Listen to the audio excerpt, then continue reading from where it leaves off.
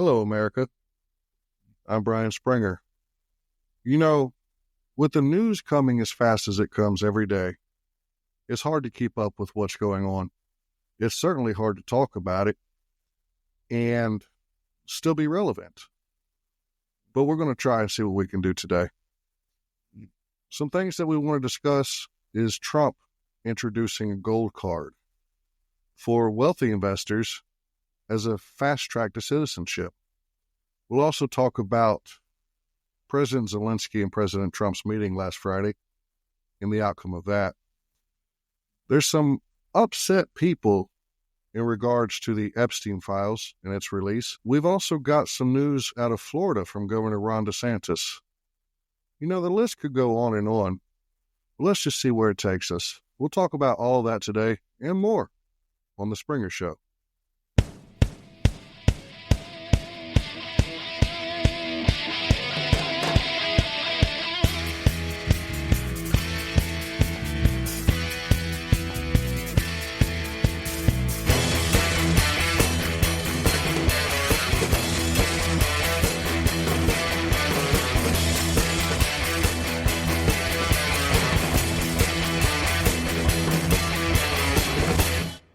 And welcome to another edition of The Springer Show. I do apologize for being gone for so long. Had all kinds of things come up in life.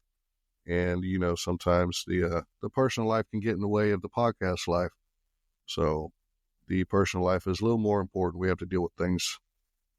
Anyway, first thing I want to talk about, it was brought to my attention that President Trump introduced a, quote, gold card visa for wealthy investors. And it comes with a $5 million price. $5 million. And this is a route to citizenship in the United States. That's crazy. So what you're telling me is, instead of, with immigration being a hot topic right now, instead of people going the legal route and going through all these hoops and everything they have to jump through in order to become a United States citizen, a wealthy person can just pay $5 million and kind of get a gold card, a fast track straight to citizenship. That's exactly what I'm telling you. Basically, President Trump suggested the introduction of a gold card. He didn't put it in place yet, but it's a suggestion. It's a potential opportunity for foreign investors to buy their way to an American citizenship. Now, it was mentioned to me, and the person who mentioned it was kind of flabbergasted that would happen. Like it's something that's never been done before. It's just silly to have something like that. But as I dug deeper, I found that the United States currently offers something similar through what's called the EB-5 Immigrant Investor Program. This program was established back in 1990 and is administered by the U.S. Citizenship and Immigration Services. And according to the website, that particular visa is open to investors who, quote, make the necessary investment in a commercial enterprise in the United States, end quote, as well as, quote, plan to create or preserve 10 permanent full-time jobs for qualified U.S. workers, end quote. So we already have a fast-track visa. It seems like President Trump is just taking that particular program, which is probably a lot less than $5 million, and putting that $5 million, so maybe that's less people who will use that. I'm not sure. Trump says, well, we are going to be selling a gold card. We're going to be putting a price on that card of about $5 million. He says it's a route to American citizenship, and wealthy people would be coming into our country by buying this card. I don't know if he's just trying to offer it to wealthy to try to get them to come, or I really don't know what the point here is, to be honest with you. I don't know how many people have used this EB-5 program, which is currently in place. If the $5 million price tag on the gold card is a good thing or bad thing, I'm not sure. So apparently, other countries do this as well. The United Kingdom currently offers what they call a Tier 1 visa, which allows a path to citizenship for foreign nationals willing to invest 5 to 10 million pounds. I don't know what the currency conversion is to United States dollars. I imagine it's not too far off. But I just found that interesting. So if you don't have $5 million, you have to jump through the hoops. If you do, you can just buy your way into citizenship. I feel like that's kind of unfair. But then again, in this life, where does fair really come in? I mean, you constantly hear life's not fair. Life's not fair. Deal with it. Well, maybe fairness needs to go out the window. Anyway, so moving right along, talk about last Friday. Now, last Friday, President Trump met with Ukrainian President Volodymyr Zelensky. The idea was that President Zelensky was going to come to the White House to sign a proposed mineral deal for minerals in Ukraine. I believe the idea was that the United States benefiting from these minerals would be almost like a payback for the billions with a B, of dollars that Ukraine got from the United States to fund their side of the war with Russia, not including military equipment. So this would be a good thing. You know, the minerals would be important to the United States. We would have a vested interest. Therefore, we would have an interest to secure Ukraine and protect our minerals. But the meeting didn't go as planned. So the meeting had President Zelensky, President Trump, Vice President J.D. Vance, and a whole gaggle of reporters. Apparently, during the meeting, President Trump and President Vance felt like President Zelensky disrespected them and was not grateful enough for the current amount of money that he has received, the current supplies. They said that he should be more grateful, say thank you, but he hadn't. The meeting was cut short. President Trump asked President Zelensky to leave the White House. That could be a bad thing, but at the end of the day, and please don't take this wrong, but the war between Russia and Ukraine is between Russia and Ukraine, not in the United States. Neither one are part of NATO. Neither one are worrying about a vested interest that we have right now. So if we go over there, we either go over there and secure our minerals, or we supply troops and money and equipment to Ukraine, and now we have a proxy war with Russia, which is not good. We don't want to go to war with Russia. Or we find peace. So I think of those options, peace would be the best way. Now, when President Trump and President Zelensky kind of got into it, and they were hooting and hollering back and forth, President Trump mentioned to President Zelensky that Ukraine was already running low on troops, and President Zelensky did not have the cards that he needed to play this hand. President Zelensky stated that he wanted peace, but Ukraine had to be in a strong position first. He came in there ready to sign this deal and then completely turned a 180 and said, well, I'm not going to sign it unless you provide more money, more security. He wanted more without ever saying, thank you for what you've already done. I think that probably would have been a good idea for him to do. President Trump told President Zelensky that he's gambling with World War III. That's really not a smart thing to do for sure. So President Trump, after the meeting, stated that the U.S. would still send weapons to Ukraine, but he hopes that it would not be as much, and he hopes that the war ends. So after the meeting, there were many, many people who let their thoughts be heard, and I absolutely support everybody's right to do so, one way or the other. But I want people to be informed. So after the meeting, Secretary of State Marco Rubio went through an interview and he was asked some questions in regards to that particular meeting. Secretary Rubio had some thoughts on President Zelensky being ungrateful. Let's take a listen. I think President Trump is very upset at President Zelensky, and in some cases, and rightfully so. Look, number one, Joe Biden had frustrations with Zelensky. People shouldn't forget it. There are newspaper articles out there about how he cursed at him in a phone call because Zelensky, instead of saying thank you for all your help, is immediately out there messaging what we're not doing or what he's not getting.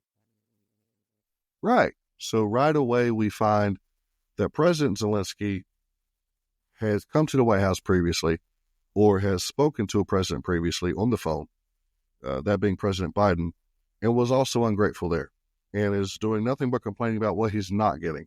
Never once saying, thank you for what you are giving us. Thank you for your help. Just complaining, saying you should give us more. It's up to you to give me more people, more money, more equipment, more weapons. That's, in my books, that's just not how it works. So Secretary Rubio went on during that interview to detail a meeting between himself, President Zelensky, and Vice President Vance. Let's take a listen. I was personally very upset because we had a conversation with President Zelensky, the Vice President and I, three of us, and we discussed this issue about the mineral rights. And we explained to them, look, we want to be in a joint venture with you, not because we're trying to steal from your country, but because we think that's actually a security guarantee. If we're your partner in an important economic endeavor, we get to get paid back some of the money the taxpayers have given, close to $200 billion. And it also, now we have a vested interest in the security of Ukraine. And he said, sure, we want to do this deal. It makes all the sense in the world. The only thing is I need to run it through my legislative process. They have to approve it. I read 2 days later that Zelensky's out there saying, I rejected the deal. I told him, no way, that we're not doing that. Well, that's not what happened in that meeting. So you start to get upset by somebody. We're trying to help these guys. Wow. Sounds like President Zelensky is a bit of a fibber. I don't know what he's trying to pull, but it's not working right now. And sounds like all he's doing is really pissing a lot of people off. From what I saw, when President Zelensky arrived back in Europe, there were several European nation leaders who supported him and said that they would help him, including Great Britain.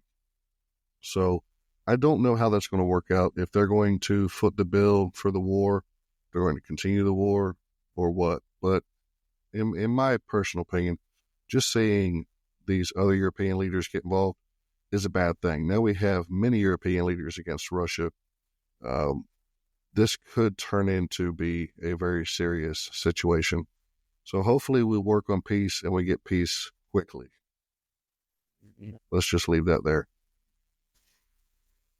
As we go on, we talk about the loved Jeffrey Epstein. This has been the bane of many of our existence for a long time.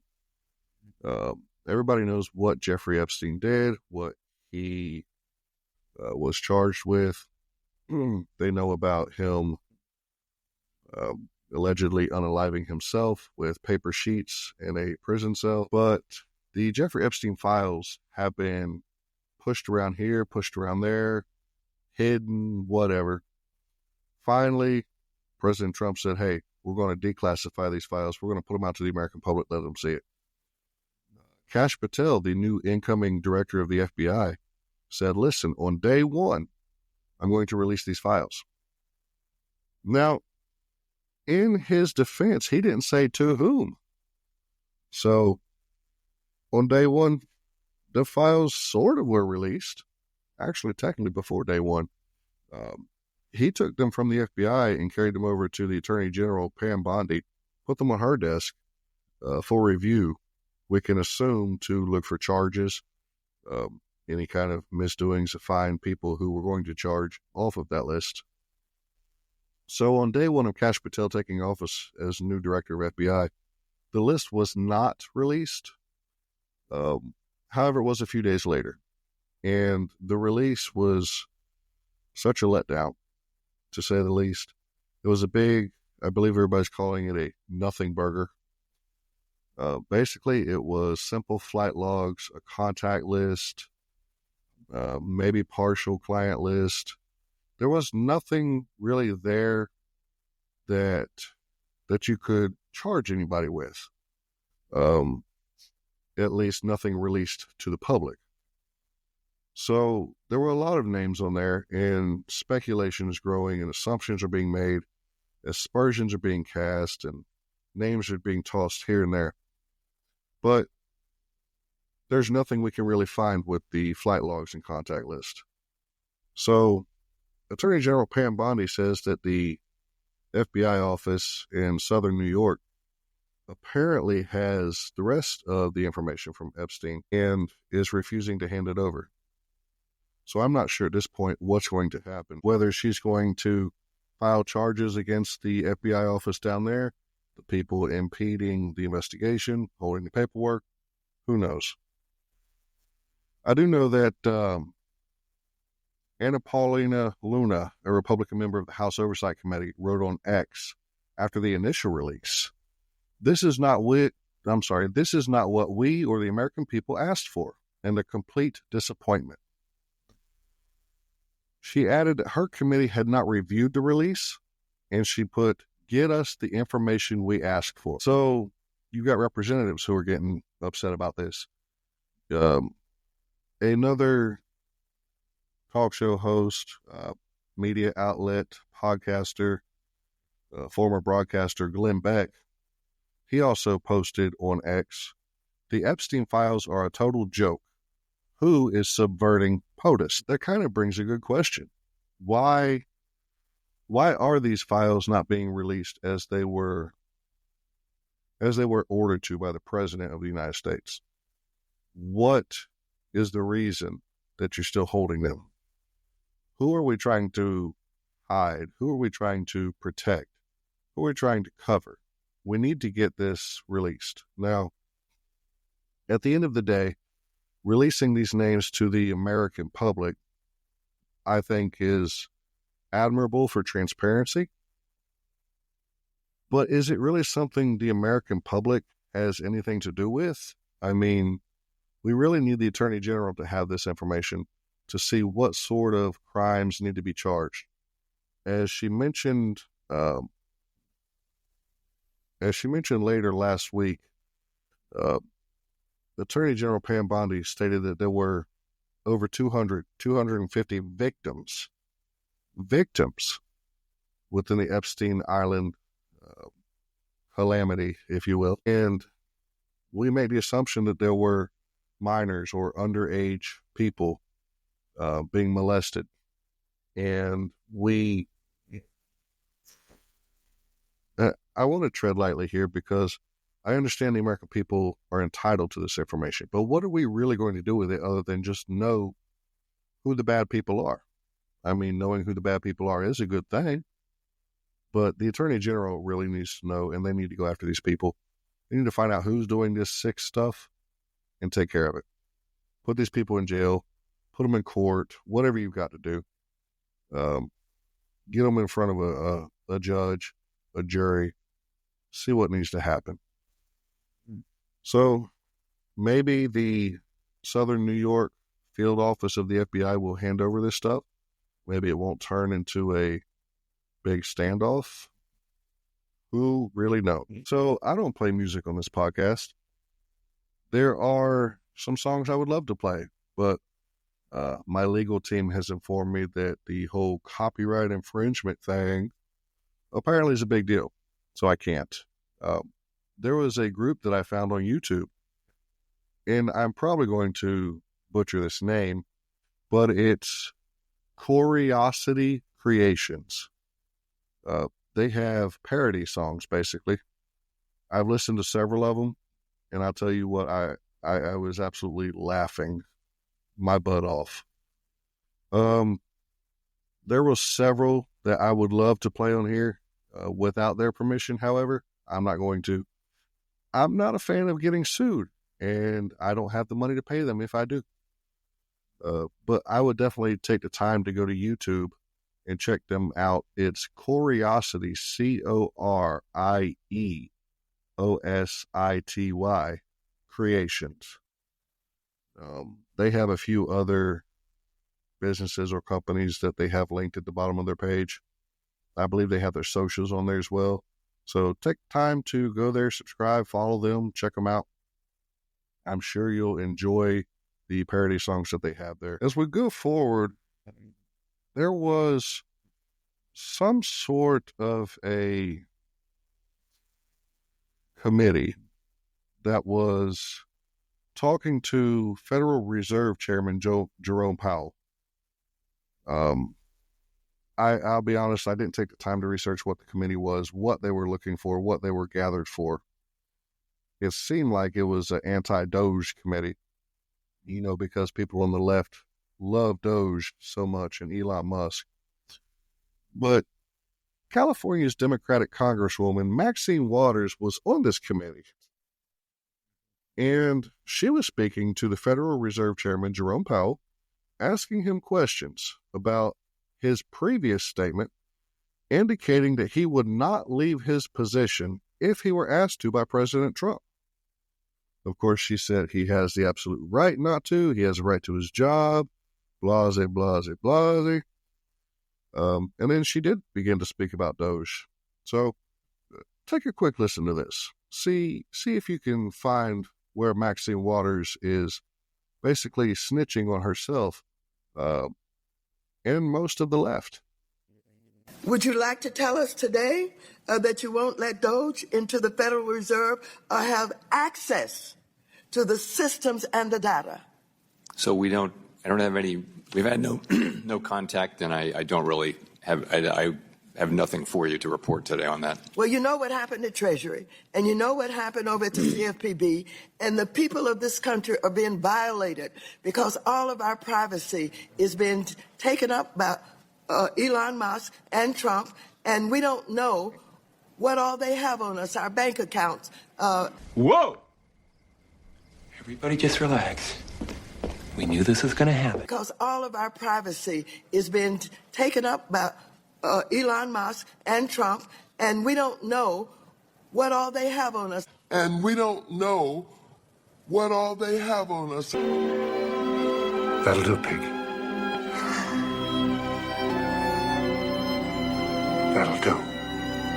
712 counts of extortion, 849 counts of racketeering, 246 counts of fraud, 87 counts of conspiracy murder, 527 counts of obstruction of justice.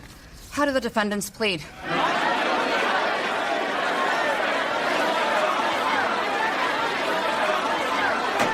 in the court. 549 criminals at once.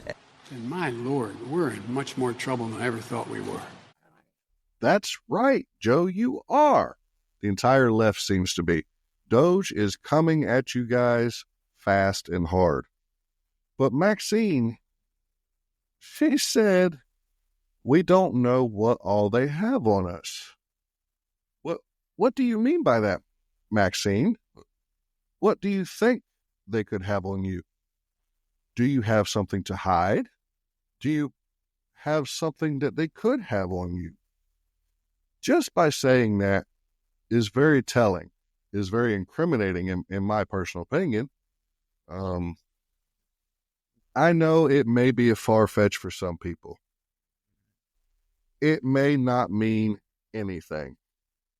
But I promise you, if this were somebody on the right saying that, well, we don't know what they have on us, the left would go absolutely hysterical, saying, well, what do you mean what we have on you? What do you have to hide from us? And that's what's going to happen here. That's what's going on. It's just been one big crap show since the beginning. Doge comes in. They do exactly what the president has ordered.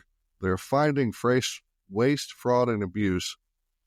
And the left is losing their ever-loving mind.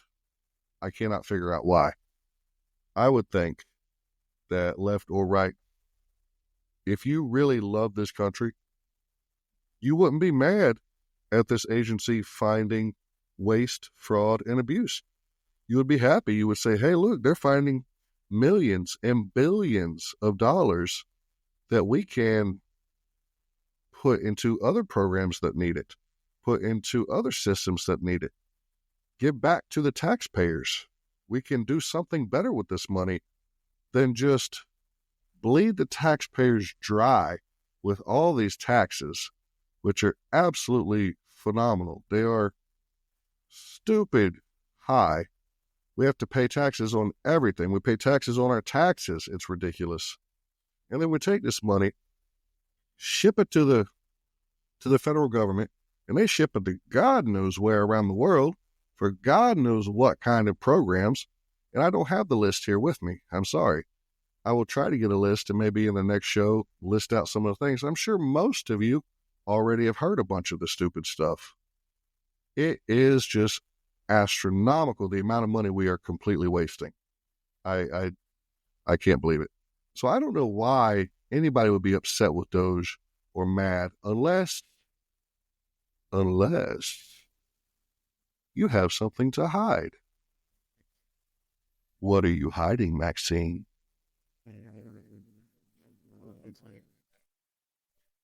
So down in Florida, Governor Ron DeSantis, I want to do this the right way. Let's play a little background music, shall we?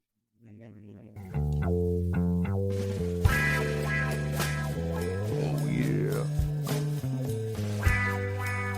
That's right. It's time for some conservative porn. Governor Ron DeSantis wants to abolish property tax. Oh, yeah.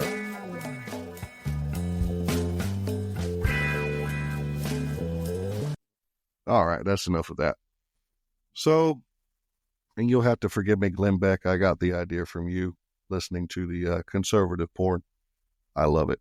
Anyway, Florida's Governor Ron DeSantis wants to abolish property tax.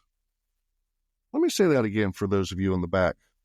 Florida's Governor Ron DeSantis wants to abolish, eliminate, get rid of property tax.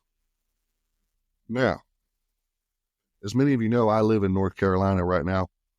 I'm actually originally from Florida, and they have absolutely no income tax whatsoever. North Carolina, however, does. So that's something I had to get used to. But with no income tax, Florida has taxes in other places. I'm not saying they're stupid high taxes. They're nothing like California or some of the especially blue states. But the income tax is not there, so there's property tax, there's property levies, there's other taxes everywhere else to make up for that. So it's not a big deal.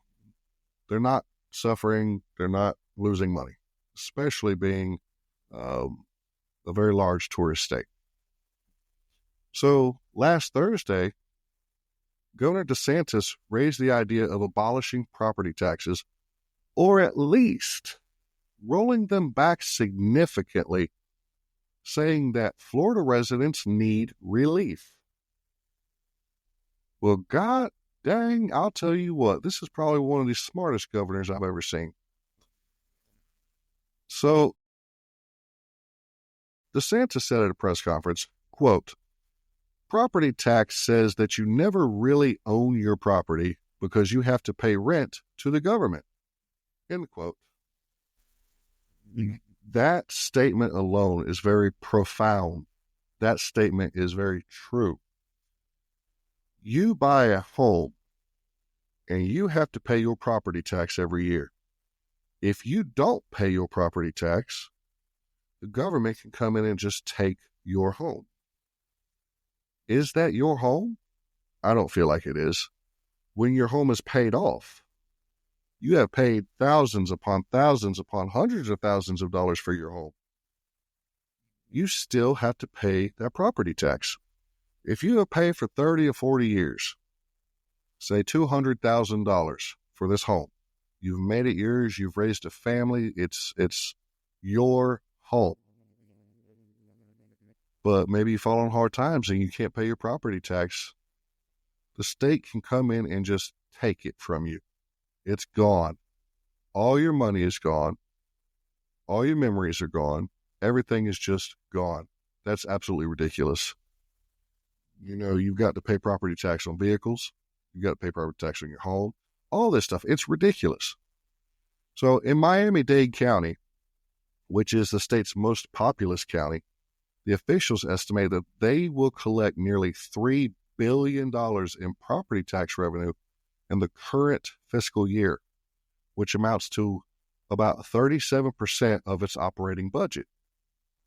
To offset the elimination of those levies statewide, lawmakers say that they would have to raise $43 billion to maintain the same level of public services, according to estimates from the Florida Policy Institute.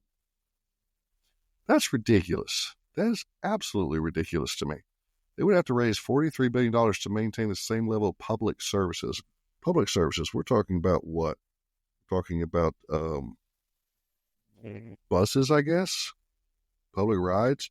We're talking about fire, police, EMS,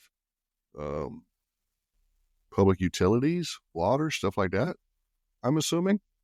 And they're saying that eliminating property taxes is going to hinder that. I think you need to find a different way. But then, everybody says, well, okay, so if you're going to eliminate property tax, well, we'll just increase sales tax, or we'll increase a tax over here, or make a tax over there. Well, that's probably not a good idea. So any kind of a rollback in property taxes would require a constitutional amendment in that state. I'm pretty sure that's with every state. So in a post on X, Governor DeSantis said that he would veto any increase in sales tax in order to offset the rollback of property taxes. So even if he can't get in property taxes completely abolished, which I think is going to have a real uphill fight doing, he is at least wanting to roll them back, lower them, make them a little bit more affordable for his citizens. That sounds like a really good thing to me. I wish him all the best of luck in doing that. If he's able to succeed, I hope that 49 other governors fall in line. But truth being told, I just don't see that it's really going to happen. Anyway, speaking of property tax, no, not speaking of property tax, this has nothing to do with it actually. We move on. There's another story that was interesting to me, and I can't really wrap my head around it. This is in Washington State. It was a female teenager refused to compete against a transgender basketball player. So a breakdown of the story, real quick. Breakdown is she went out to play what I think was the last game of their season, and she saw the opposing team had a transgender student, and this was a male transitioning or transitioned to female. I don't know. She said, absolutely not. I'm not playing against that student. Now, this was after President Trump has signed the executive order stating that there will be no more trans females in women's sports. Washington State is not following that whatsoever. They're doing their own thing. So this young lady said, I'm absolutely not going to play against this student. It didn't sound to me, anyway, that she was ugly about it. She just didn't want to play. Says after their warm-up, this was on February 7th, by the way, she notified her coach of her refusal to play against the, quote, quite obvious, end quote, biological males spotted on the opposing team. The student says she then approached the school's athletic director, who allegedly responded that the school will not discriminate based on sexual identity in accordance with Washington state law. So the the student was visibly mad, rightfully so. Allegedly, she walked by the transgender student as she was leaving and said, quote, "You're a man," end quote. So because she did that, she is now being charged with bullying, harassment, and intimidation for misgendering. That is crazy. She said, "You're a man." That's all she said. The trans athlete involved in the incident later said in an interview that she would have sat out of the game if anyone had expressed an issue. I don't know if that's true or not. Maybe that was just damage control. I'm not sure. But, these are kids, and we're really not doing anybody a service by filing charges against a teen who just didn't want to play and who walked by, said, "You're a man." Have we got so liberal now that we're going to charge people? I mean, actual charges, allegations. And I'm sorry, she's getting discrimination allegations, threats, all kinds of stuff because of this. That's, no. The school district, Tumwater School District, released a statement. They say, quote, "We recognize the students and families hold diverse perspectives on various topics, including participation in athletics, and we respect the right of an individual student to make their personal decisions regarding their participation in athletic events. As a district, we remain committed to fostering an inclusive environment where all students feel safe, supported, and valued." Okay. So you say in there that you respect the rights of individual students to make their personal decisions regarding their participation. Why are you charging this young lady with anything if all she said was, "You're a man"? Well, maybe that was her opinion. If somebody had walked by her and said, "You're a man," would they be charged with bullying, harassment, and intimidation for misgendering? Probably not. So where does this go from here? Where does it stop? I mean, now they're getting all kinds of letters. The Washington Interscholastic Activities Association they're saying that each athlete will participate in programs consistent with their gender identity or the gender most consistently expressed, and they don't have any medical or legal requirements. It's such a touchy topic on both sides. I really don't want this kind of crap to continue.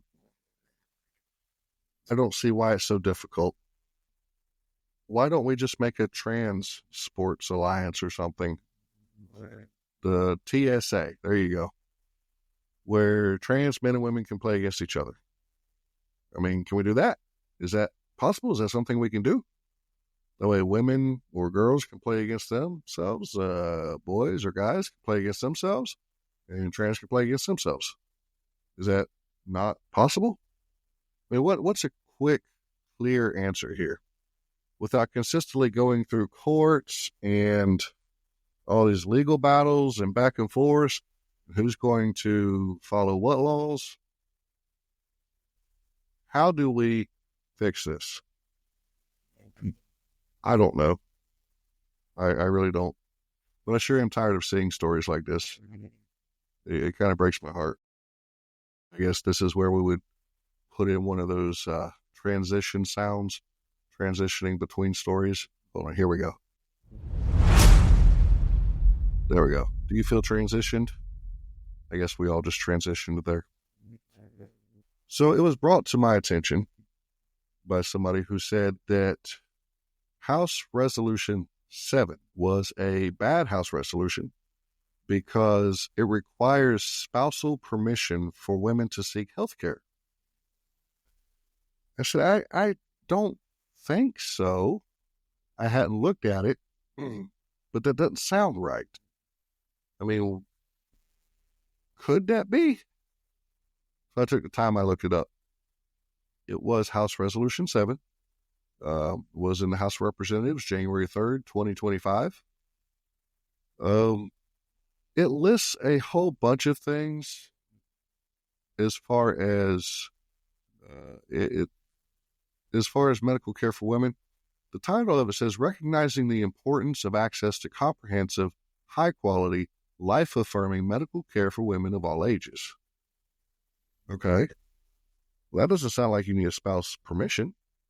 So I dug into it. I see where it talks about women's healthcare centers, pro-women's healthcare centers, clinics, licenses, women having access to all kinds of services and care. I saw nothing about what it said. So I kept digging. There was absolutely nothing in the bill that said anything about spousal permission for women to seek health care. I don't know where that came from.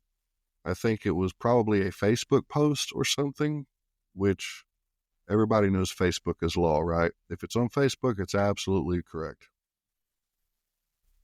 So, as I'm reading here, the Facebook post said, quote, Republicans just introduced House Resolution 7 that will require women to get permission from their husband, father, or priest to obtain birth control, have their tubes tied, access IVF, which is in vitro fertilization, get treated for a miscarriage, or end a pregnancy for any reason, end quote. It goes on to say, quote, the bill focuses on church-based medical practices and puts the woman's needs, wants, and life at the bottom of concerns. If you are a woman who voted Republican or stayed home, you signed your rights away, end quote. That claim is absolutely false. The entire bill says nothing about it. Absolutely not. If passed, what the bill would do would affirm two different statements. The House of Representatives expresses its support for women nationwide to have access to comprehensive, convenient, compassionate, life-affirming, high-quality care, okay? And that it recognizes high standards established by pro-women's healthcare centers consortium as standards worth implementing nationwide. Nowhere in there does it say anything about having to ask anybody's permission at all. So I don't know who starts these things on Facebook or why. Maybe they think it's fun. Maybe they're just trying to get everybody riled up, aggravated, or whatever else. I'm not sure. But there's absolutely no reason for that. None whatsoever. So House Resolution 7 has nothing at all to do with asking permission for health care for women. So anybody who believes that, just put it out of your mind, do a little research. It takes 10 minutes to look it up, and bam, you find the answer. Simple as that. We have something else that was interesting, at least to me. I like firearms. I've been around firearms for a good portion of my life. And I told you earlier that I live in North Carolina. I won't tell you exactly where, but I do live in the wonderful and great state of North Carolina. And the General Assembly of North Carolina just introduced House Bill 5. This has been something that I and many other people have been waiting on. House Bill 5 is a North Carolina Constitutional Carry Act. What this does is it protects a person's right to carry a concealed handgun without a permit. To continue allowing persons to acquire a concealed handgun permit for the purposes of reciprocity or for any other reason desired, and to authorize officials elected in the state to carry a concealed firearm while performing their official duties if the official has a concealed handgun permit. So it doesn't do away with handgun permits, the CCWs, concealed carry. It does not do away with them at all. You are still more than welcome to get one. If you want reciprocity with another state, you're going to have one. If you don't plan on leaving North Carolina, then I guess you don't need one. But it will allow a lawfully, a person who is lawfully able to purchase and carry a firearm to do so without a concealed handgun permit. Now, it doesn't remove all the background checks and the requirements. You still have to go through all of that.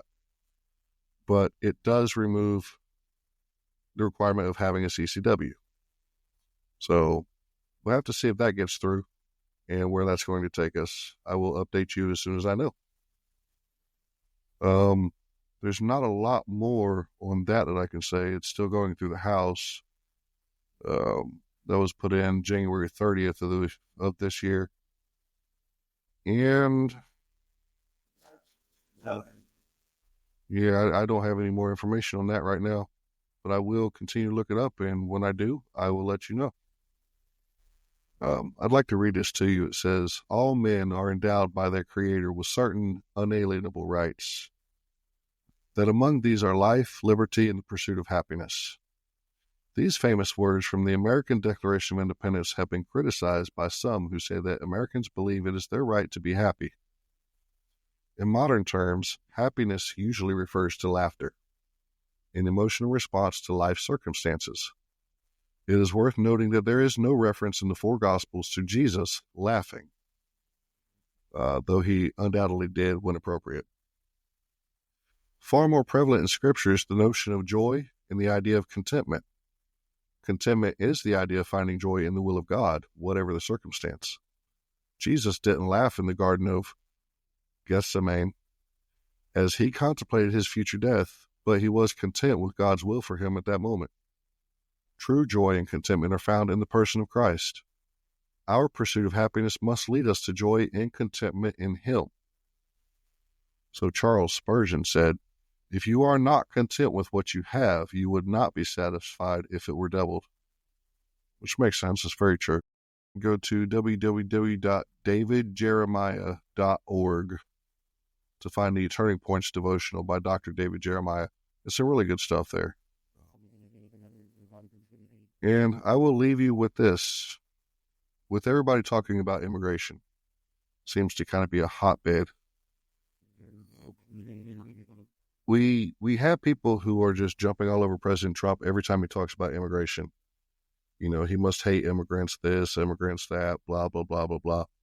But every president since I've been alive, anyway, has said basically the same thing about immigration. But they want to jump on Trump because it's not their president. Basically, it's anything President Trump does, they hate.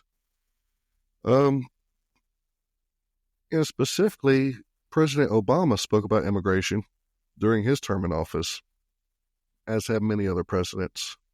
There is a previously recorded clip of him speaking about the subject, which has recently resurfaced. Why don't we take a listen to what President Obama said about immigration? Even as we are a nation of immigrants, we're also a nation of laws. Undocumented workers broke our immigration laws, and I believe that they must be held accountable, especially those who may be dangerous. If you're a criminal, you'll be deported. If you plan to enter the U.S. illegally, your chances of getting caught and sent back just went up. The actions I'm taking are not only lawful, they're the kinds of actions taken by every single Republican president and every single Democratic president for the past half century. Did you hear that? Did you hear that? The same thing that Trump said, the same thing Biden has said, same thing Hillary Clinton has said. She wasn't even president. The same thing Obama said, and so on and so on and so on. So can we all just get off of the immigration thing and play by the rules here? If they come here illegally, then they're criminals. They get deported. If they're violent criminals, they get deported. Simple as that. I'll leave you with that thought, and we're going to call that a day. I thank you for being here.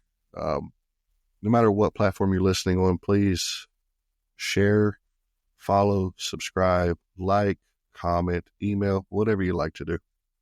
I appreciate every single one of you. I love having you here. I love doing this. And hopefully we'll have some more good news for you next time. All right. We will see you.